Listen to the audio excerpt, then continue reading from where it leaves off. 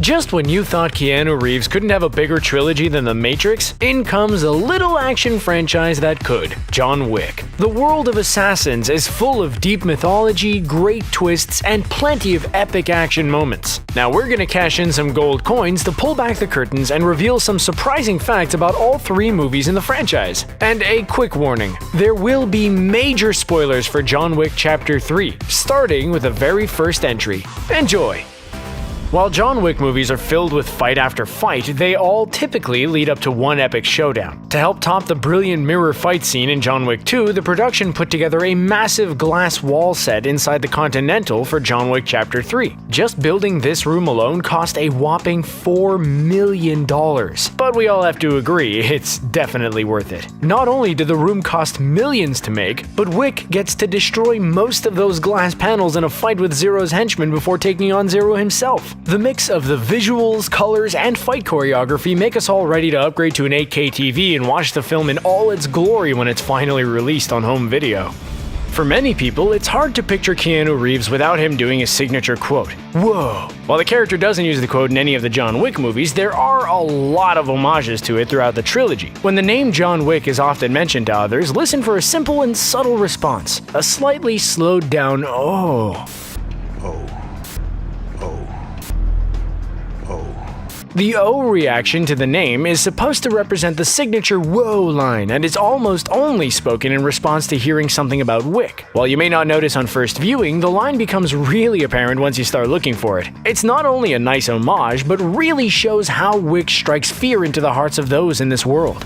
The Continental not only provided a safe haven for assassins, but it allowed our characters to interact and converse without the threat of a gun being pulled on them. Unless, of course, you're John Wick and the rules don't matter anymore like we saw in Chapter 2. Either way, for Keanu Reeves, a safe haven like that probably felt a little familiar. In the movie Constantine, Reeves had access to another type of neutral club where no bad things could happen. In the DC Supernatural film, the club was known as Papa Midnights. In the club, people from both heaven and hell could meet up, share drinks, and do not need to worry about the war between good and evil. Sounds like a fun night to us. Keanu Reeves doesn't just show up in these John Wick movies to hold a prop gun and get his face plastered on movie posters. He's there to make the process as authentic as possible, and this includes doing his own stunts. Thanks to longer takes and wide shots with Reeves doing his own stunts, director Chad Stahelski has a lot to play with when planning out the movie and action scenes. There are a couple of small exceptions to Keanu's stunt choices. One, he won't do anything where he gets hit by a car, and two, he won't do anything involved with falling down stairs. He leaves those dangerous stunts to the professionals. And a quick fun fact, Stahelski was the stunt performer for Reeves throughout the whole Matrix trilogy, so these guys have definitely bonded over the years. John Wick doesn't just kill hundreds of people in the course of 3 movies, he does it in style. Rivaling James Bond any day, John Wick has a suit that is both fashionable and practical. The suit jacket and pants are made with a bulletproof material. Costume designer Luka Mosca put a lot of thought into Wick's suit and ultimately went with something that was sleek and simple, much like a Glock gun. For John Wick Chapter 2, some tweaks were made to the design, including a higher collar to make John Wick look even more imposing. The simple design and use of blacks also helps add shades of mystery to Wick's character. Is the world of John Wick connected to Batman? While the prospect sounds awesome, the connection is fun, but don't expect to see the Dark Knight perched up in the background of a John Wick scene anytime soon. The connection actually has to do with the Continental. The Neutral Grounds Hotel featured in all 3 John Wick movies may look very similar on the outside. This is because the exterior of the Continental was also used as the exterior for the stock exchange scenes in The Dark Knight Rises. The corner location and dual rising stairs are easily recognizable from both films, although the interiors are clearly different. John Wick vs. Tom Hardy's Bane? Count us in! Keanu Reeves cannot escape his past, and we can't either after seeing so many Matrix connections in these films. We already touched upon director Chad Stahelski's role as a Matrix stunt actor and coordinator. Keanu Reeves also co-stars along with Matrix actors like Randall Duke Kim and Daniel Bernhardt. Not to mention, Lawrence Fishburne came on board to star in both John Wick Chapter 2 and 3. Then there are the little moments and Easter eggs. One of our favorites comes in Chapter 3 when Wick requests guns. Lots of guns. The infamous quote from The Matrix. Guns. Lots of guns. The moment works in both films, no matter how different they are. Halle Berry was a great addition to the John Wick franchise, and although her screen time was relatively short, she did have a big impact and the potential to expand a lot in future sequels. Berry definitely put her all into the role of Sophia, training for months and getting extremely dedicated to the on-screen partners, her dogs. Berry acted as a dog trainer to her canine companions on set, able to give them instructions, guide them around, and follow the cues as needed. The extra time she took bonding with those dogs clearly shows on screen, especially after one of them gets fatally shot. Berry has praised her time filming the movie and opened up a lot of possibilities for the character and her dogs in the future. When you want to hire a tall and massive actor to play the role of a deadly assassin hunting down John Wick, where do you turn? To the NBA, of course. The league is filled with extremely tall talent, and the filmmakers of John Wick Chapter 3 knew exactly who to call. The production ended up casting Philadelphia 76ers center Boban Marjanovic. Marjanovic was featured in the library fight scene early in the film, towering over Wick through stacks of books. His character was another assassin by the name of Ernest, and he obviously preferred some hand-to-hand combat to try and get a power hold over Wick. Of course, the one-on-one battle for Wick was pretty much a layup, as he destroyed Marjanovic using a book as his primary weapon.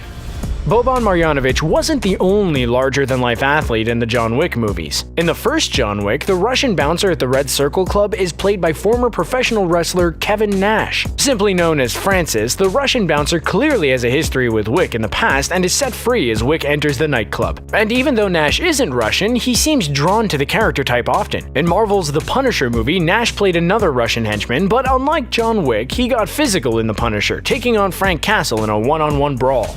John Wick movies may be all about the dogs, but by the time Chapter 3 began filming, it was clear that the cats wanted their due time in the spotlight as well. A big part of the movie was filmed in Morocco, but the filmmakers came across an unexpected obstacle: hundreds of stray cats. Not only were these cats starting to invade the set, but they were posing a threat to Sophia's dogs, distracting them and getting them a little riled up while filming. Once the Blu-ray of Chapter 3 gets released, start checking the high-res background shots to see if any of these stray felines were able to get a cameo. Casting in the John Wick movies always seems top-notch, but there are a lot of considerations along the way. For example, Halle Berry's role as Sophia was initially considered for a number of different actresses, including Marissa Tomei, Jennifer Beals, Penelope Cruz, and Uma Thurman. Who else do you think could have filled the role and done well? In the original John Wick, Ian McShane's role as Winston was first given to Jason Isaac. Although there's been no full explanation given, Isaac eventually left the role, McShane was cast, and he has played the role of Winston ever since. And for John Wick Chapter 3, the role of TikTok went to comedian Jason Mantzoukas. On his podcast How Did This Get Made, he once expressed his desire to star in a John Wick sequel, and his wish came true. Training dogs to act on film is hard enough as it is, especially in a series like John Wick where so many gunshots are blasted off. Now imagine trying to train a beagle puppy to get the perfect shots and bonding moments on film. The young puppy will definitely have a hard time following cues. To help speed up the bonding process, the filmmakers kept things pretty simple. In the scene where the beagle licks John Wick's face to wake him up, Reeves actually had bacon grease rubbed on his face. The scent and flavors had the puppy glued to Reeves and helped make their on-screen bond that much stronger.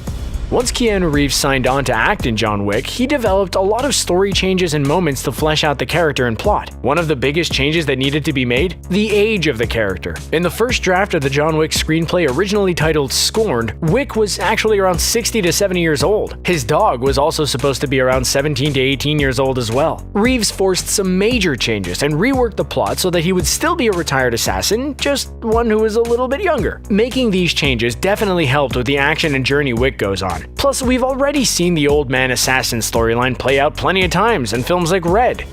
In the first John Wick, our hero and title character is often referred to as Baba Yaga, or the one who is sent to kill Baby Yaga. The brief explanation in the movie describes it as the boogeyman, but the fable behind the Baba Yaga goes much deeper than that. The Baba Yaga of folklore refers to a witch who lives in a house made of chicken legs and other chicken parts. The witch is evil, able to trick people, and the stories are essentially told to bring fear into all those who hear them. John Wick cleverly uses this title as a great way to introduce the character and showcase how his past goes much deeper than we could have ever imagined.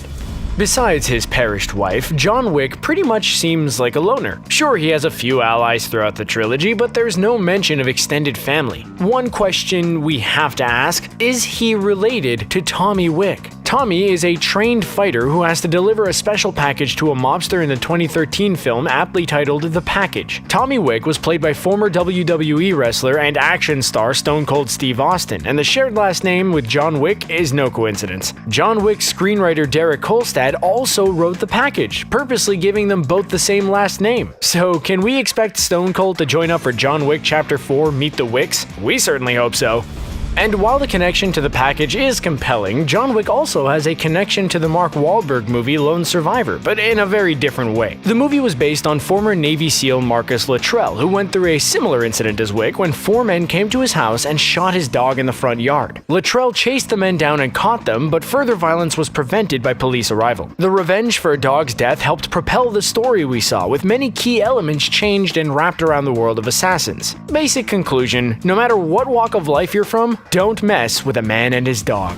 If you thought Thanos' snap in Avengers Infinity War took out a lot of people, well, just give John Wick a little more time and he'll start catching up. The body counts in the John Wick trilogy are insane, with each movie racking up more piles of dead bodies than the previous one. So let's break this all down. The first John Wick was definitely high up on the body count, racking up 91 total deaths with 73 with the use of guns. John Wick Chapter 2 upped the ante with 119 total deaths and a whole lot of bullet shells. Chapter 3 raised the bar more than ever before with both guns and knives blazing. The total amount? 167 deaths, 124 by gun. Yikes.